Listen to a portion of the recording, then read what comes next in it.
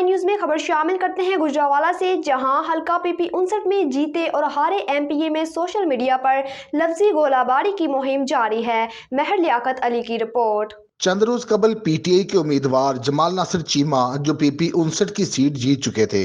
جمال ناصر خود تو دیار غیر میں ہیں، لیکن یہ سیٹ ان کے خاندان میں جا چکی ہے، جبکہ ان کے مد مقابل چودھری بلال فروخ تارڑ جو نون لیگ کے ٹکٹ ہولڈر ہیں اور ہمیشہ سے تارڑ برادران نون لیگ کے پلیٹ فارم سے الیکشن میں حصہ لیتے آئے ہیں۔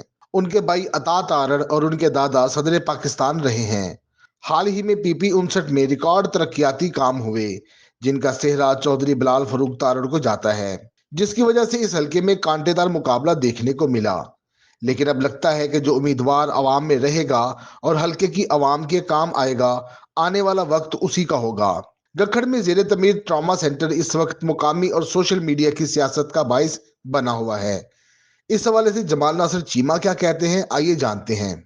میری اور محمد احمد چٹھا کی ریکویسٹ پر PTI کی گورنمنٹ نے ٹراما سینٹر ہسپتال گکھڑ کی منظوری دیتے ہوئے فنڈز جاری کیا اور 11 کنال جگہ پر 3 منزلہ ہسپتال کی تعمیر کا کام شروع کروا دیا۔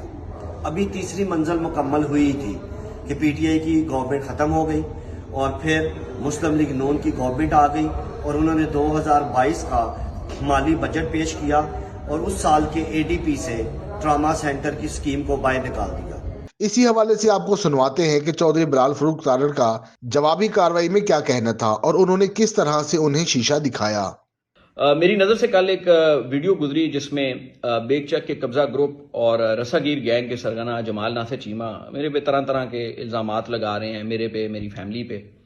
ان الزامات کی تفصیل میں تو ہم آئیں گے اسی ویڈیو میں، لیکن پہلے میں اپنی حیرت کا اظہار ضرور کرنا چاہتا ہوں کہ ایک ایسا شخص جس کی تمام جائیداد، تمام ذرائع آمدن، تمام اثاثے، ان کی بنیاد لوگوں کی زمینوں پہ قبضہ کرنا ہو، قبضہ کرنے کے لیے ان لوگوں کو قتل کروانا ہو اور ان کے مال مویشی چوری کرنا ہو، وہ کس کیپیسٹی میں کسی بھی شخص پہ کسی قسم کا الزام لگا سکتا ہے۔ تفصیل تو بہت لمبی ہے، کئی دہائیوں پہ محیط ہے، لیکن صرف 2-3 مثالیں یہاں پہ دوں گا۔ جمال صاحب، آپ کے والد نے کوٹلی کالواں اور سل اور قریبی دیہات میں 300 ایکڑ زمین پہ قبضہ کیا۔ یہ قبضہ کرنے کے لیے 2 لوگ قتل کروائے، متعدد لوگ زخمی ہوئے، 302 کا مقدمہ آپ پہ قائم ہوا۔ اور میرے بھائی، یہاں پولیس عدالتیں مینیج کرنا کوئی کام نہیں ہے، جو ناحق خون ہے وہ ناحق ہی رہتا ہے، وہ آپ کا پیچھا کرے گا، اس دنیا میں بھی کرے گا، آخرت میں بھی کرے گا۔ اور جب آپ نومولود ٹکٹ ہولڈر تھے تو آپ نے سوچا کہ میں بھی اس کام میں اپنا نام روشن کروں۔ جو پہلی واردات آپ نے کرنے کی کوشش کی وہ آپ نے قائد اعظم ٹاؤن میں ایک مسجد کی جگہ پہ قبضہ کرنے کی کوشش کی۔ ٹاؤن کی انتظامیہ متحرک ہوئی، انہوں نے علماء کو اطلاع دی، لوگوں نے احتجاج کیا، علماء نے احتجاج کیا، آپ کے خلاف پورے علاقے میں بینر لگے، جس کے بعد آپ کو پسپائی اختیار کرنی پڑی۔ اور جو لیٹسٹ واردات آپ نے PNP مل کی ہے، جس میں ایک جعلی دستاویزات بنا کے آپ نے اپنے نام ایک غیر قانونی انتقال کرایا، جو بعد میں ADCR گجرانوالہ نے خارج کیا، اور محکمہ اینٹی کرپشن میں یہ معاملہ آج بھی پینڈنگ ہے۔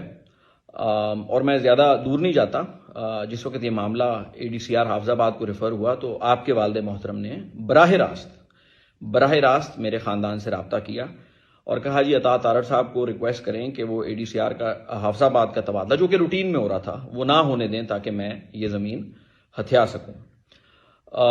جب بدنام زمانہ ننو گرایا کیس میں آپ کے والد گرفتار ہوئے تو تب بھی پہلا رابطہ آپ نے ہمارے سے کیا۔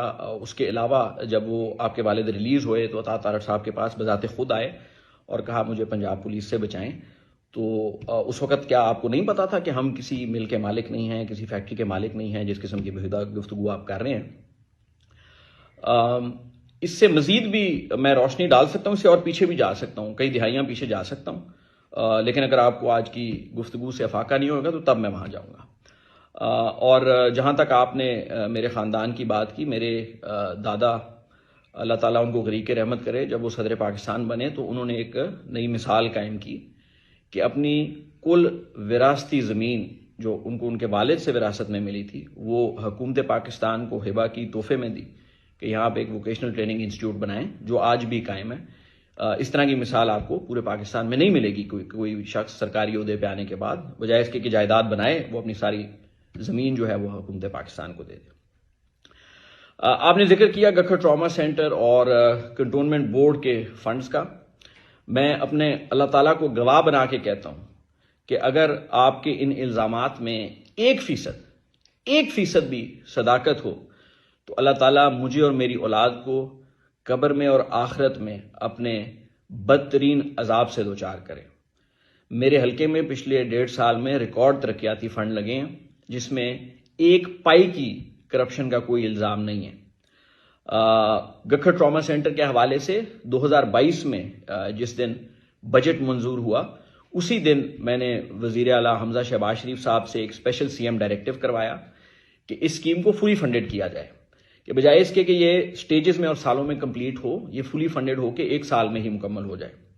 لیکن اس کے بعد آپ سب جانتے ہیں بدقسمتی سے وہ پنجاب حکومت قائم نہیں رہ سکی اور اس کے بعد پرویز الہی کی حکومت آئی اور صرف گکھڑ ٹراما سینٹر نہیں، تمام دیہاتی سڑکیں جو ہیں ان کے فنڈز جو ہیں وہ روک دیے گئے. میں نے ہر علاقے میں جہاں فنڈز منظور تھے جا کے جلسہ کیا، اس علاقے کے لوگ گواہ ہیں اور کہا کہ جمال ناصر چیمہ حکومت آپ کی ہے، وزیر اعلیٰ آپ کا ہے، ہمارے علاقے کے لوگوں کا حق ہے ان فنڈز پہ یہ فنڈز ریلیز کرائیں. لیکن آپ میں جرت نہیں تھی آپ پرویز الہی سے بات کر سکے کیونکہ آپ ان کو بھی کسی زمانے میں ٹھگی لگا چکے ہیں اور یہی وہ وجہ ہے کہ وہ آپ کی جماعت کے وزیر اعلیٰ تھے لیکن وزیر اعلیٰ بنتے ساتھ انہوں نے آپ کو اٹھا کے سوشل پروٹیکشن اتھارٹی سے باہر پھینکا. کیونکہ صوبے میں ہماری حکومت اب بنی ہے، کابینہ نے آج حلف لے لینا ہے، ADB کی تیاری شروع ہو جائے گی اور صحت جو ہے یہ ایک صوبائی معاملہ ہے. تو انشاءاللہ آنے والے دنوں میں جیسی ADB کی تیاری شروع ہوتی ہے تو گکھڑ ٹراما سینٹر کے لیے فنڈز اسی طرح ریلیز ہوں گے جس طرح میرے حلقے میں پچھلے 1.5 سال میں وفاق کی طرف سے ریکارڈ ترقیاتی فنڈ لگائے گئے ہیں جس کی پہلے اس علاقے میں کوئی مثال نہیں ملتی. اور یہ جتنی گفتگو میں نے کی یہ سب ریکارڈ کا حصہ ہے. آپ کی اور میری گفتگو میں یہی فرق ہے کہ آپ کہہ رہے ہیں کہ فلاں نے فلاں کو فون کیا، فلاں نے فلاں کو فون کیا، فلاں نے فلاں کو یہ کہا. میں نے جو بات کی سل کی زمین کے حوالے سے وہ بھی ریکارڈ کا حصہ ہے، 302 کا مقدمہ وہ بھی ریکارڈ کا حصہ ہے، PNP کا معاملہ وہ بھی ریکارڈ کا حصہ ہے. اس کے علاوہ اور بہت پرانے ریکارڈ بھی موجود ہیں.